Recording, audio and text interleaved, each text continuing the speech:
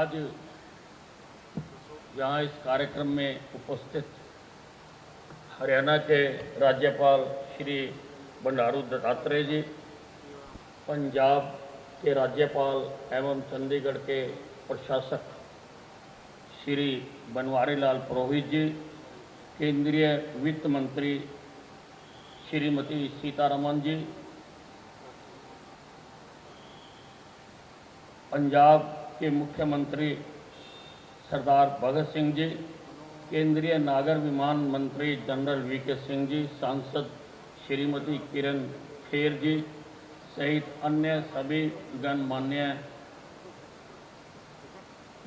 देवियों और सज्जनों, आज हरियाणा, पंजाब, चंडीगढ़ के लोगों के लिए बहुत ही खुशी का दिन है कि आज चंडीगढ़ एयरपोर्ट का नाम शहीद आजम भगत सिंह अंतर्राष्ट्रीय हवाई अड्डे के नाम पर रखा जा रहा है। मैं इसके लिए हरियाणा, पंजाब, चंडीगढ़ के लोगों को शुभकामनाएं देना चाहता हूँ। भगत सिंह का नाम आते ही धमनियों में रक्त दौड़ने लगता है, आंखों के आगे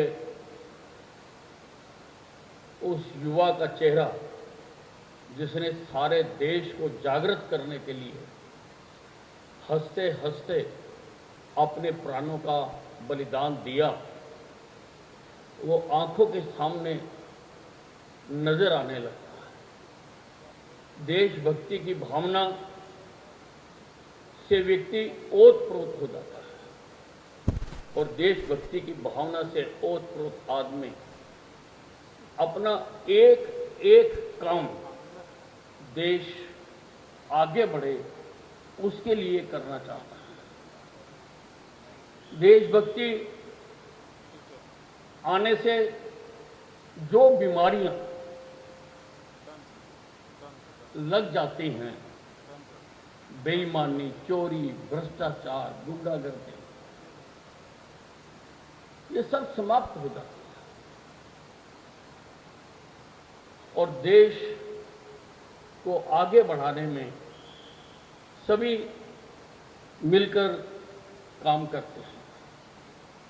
हमारे देश को गुलामी की भागदौड़ से आज़ादी दिलाने के लिए कई महानुभावों ने अपने प्राणों की आहुति दी है, जिसमें शहीद भगत सिंह का नाम बहुत आदर और सम्मान के साथ लिया जाता है।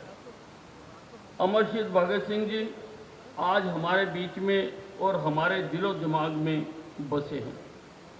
आज हम एक फिर उनको श्रद्धांजलि देने के लिए उनके नाम पर इस हवाई अड्डे का नाम रख रहे हैं, ताकि हमारी आने वाली पीढ़ियां अमर शहीद के जज्बे और बहादुरी को याद रख सकें और देश में विकास और तरक्की में अपना योगदान दे सकें।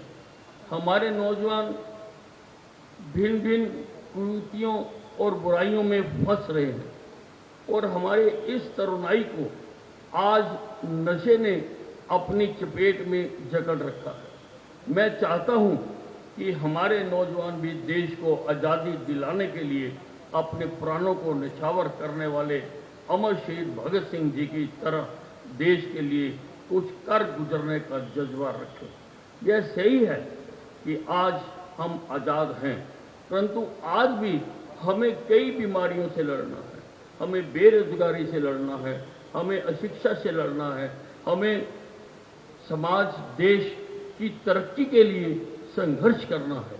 उसके लिए देशभक्त नौजवान ही आगे बढ़कर ज़्यादा काम कर सकते हैं, लोगों को मार्ग दिखा सकते हैं। जैसा कि हम सभी को पता है कि अमर शहीद भगत सिंह जी कभी झुके नहीं।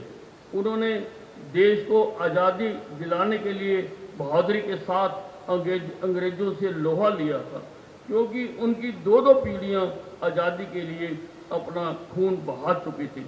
इसलिए आज मैं यहाँ से देश के नौजवानों को आह्वान करता हूँ कि हमें अमर शहीद भगत सिंह जी के संघर्ष, त्याग और बलिदान को याद रखना होगा, ताकि हम अपने देश को भी विकास के पथ पर आगे बढ़ा सकें।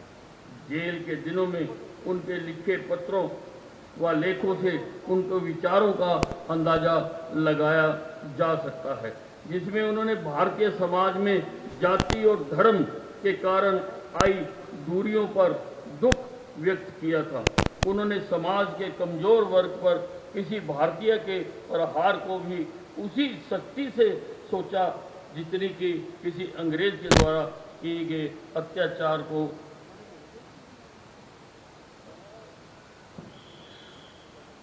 भगत सिंह को हिंदी, उर्दू, पंजाबी तथा अंग्रेजी के अलावा बांग्ला भी आती थी।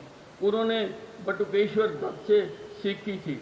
उनका विश्वास था कि उनकी शहादत से भारतीय जनता और उद्विग्न होगी और ऐसे उनके जिंदा रहने से शायद ही हो पाए।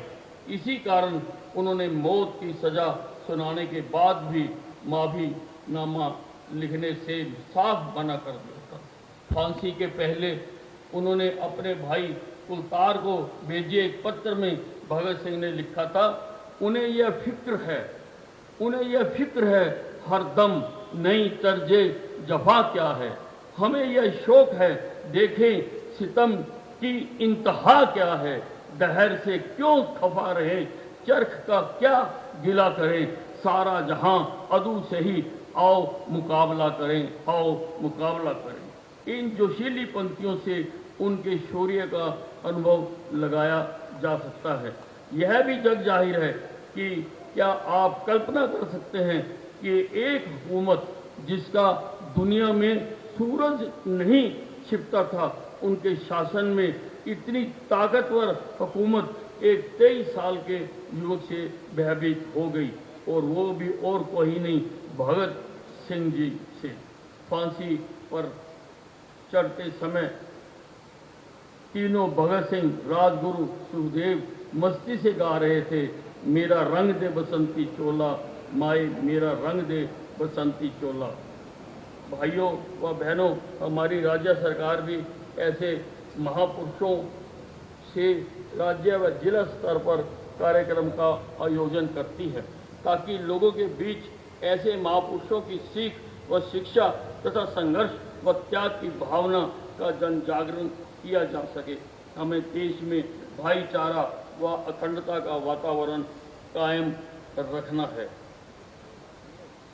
वर्तमान सरकार ने हवाई यात्रा और उसके साथ जुड़े कार्यों में के लिए विभिन्न पग उठाए हैं, और इसी कड़ी में प्रधानमंत्री श्री नरेंद्र मोदी जी ने उड़ान स्कीम को शुरू किया है, ताकि देश का आम आदमी, चप्पल डालने वाला आदमी भी हवाई जहाज की यात्रा कर सके।